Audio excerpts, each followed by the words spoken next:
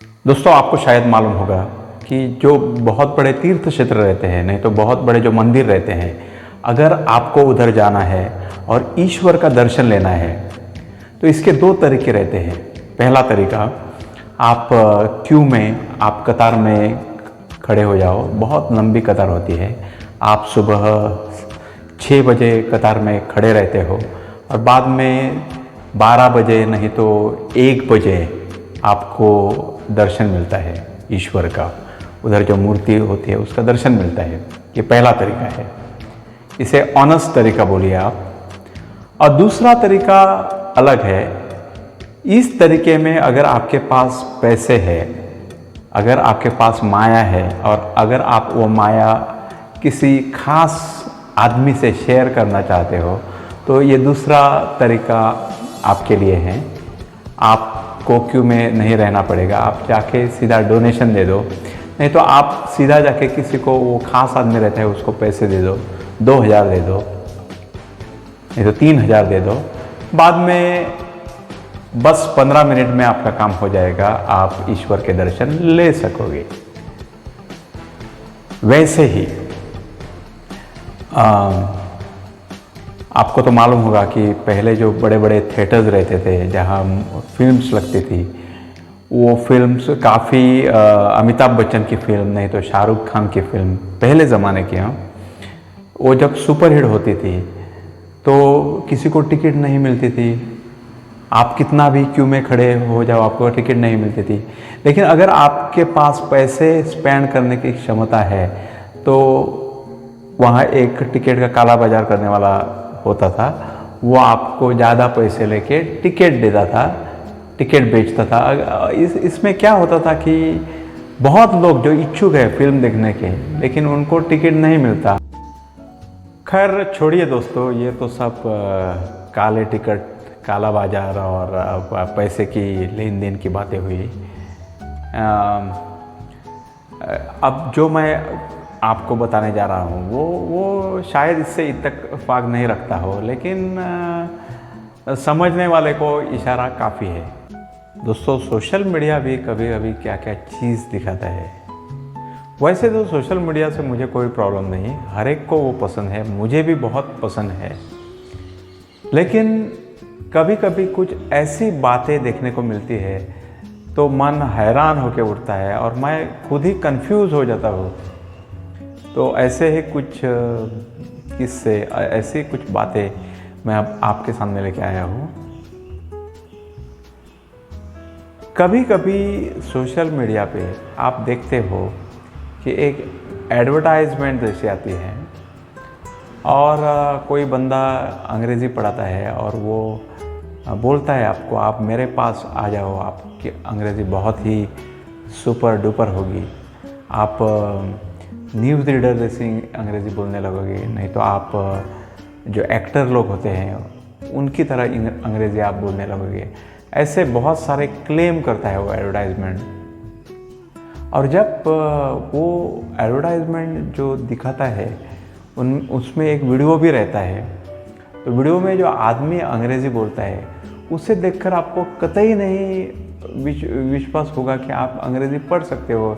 इस बंदे के साथ इतनी लो लेवल की अंग्रेज़ी होती है, तो आपको सवाल पैदा होता है कि आप कैसे अंग्रेज़ी पढ़ोगे। लेकिन इसका भी हल उसके पास है। आप अगर नीचे वाले कमेंट्स पढ़ोगे तो कमेंट्स में लिखा रहेगा, I want to join your course, when should I join your course, what is the fees of your course, how much you charge.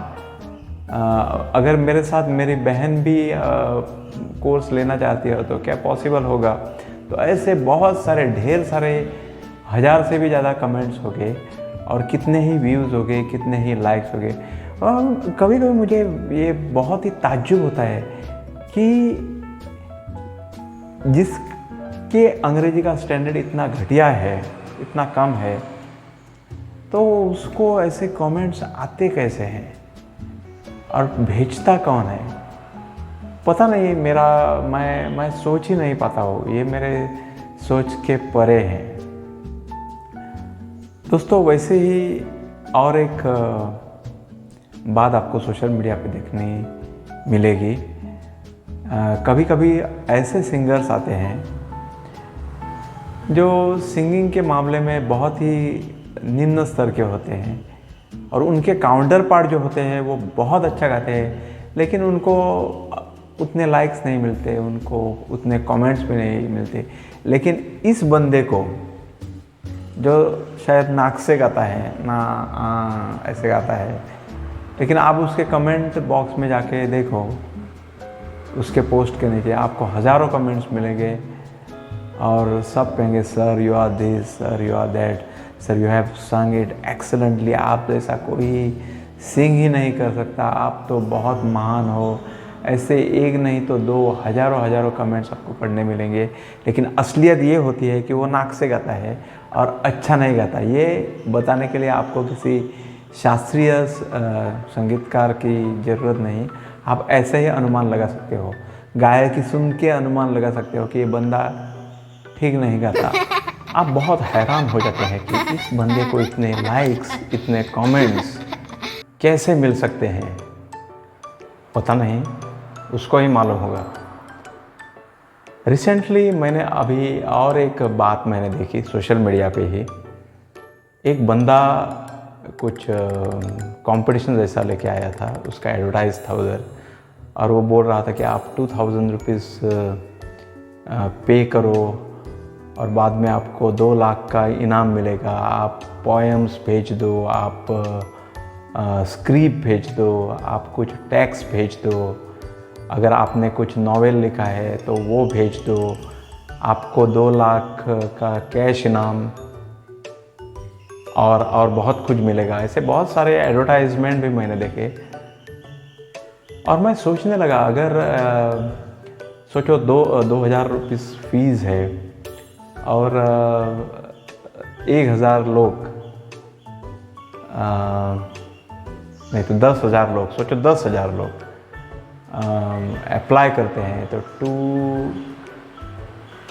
2 के ऊपर 7 शून्य 2 करोड़,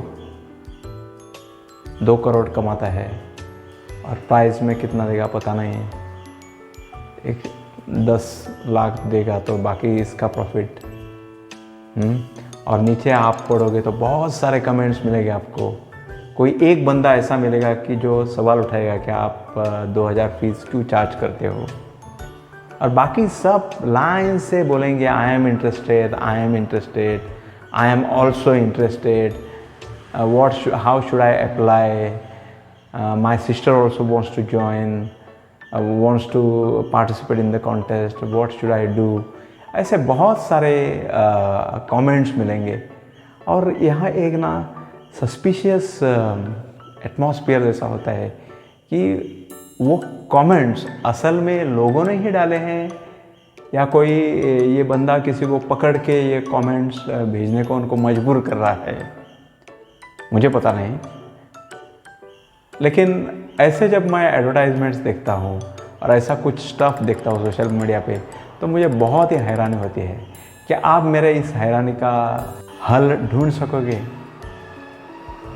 दोस्तों, मेरे वीडियो को ज़रूर लाइक कीजिएगा अगर ये आपको पसंद आता है तो, और मेरे चैनल को सब्सक्राइब कीजिएगा। धन्यवाद।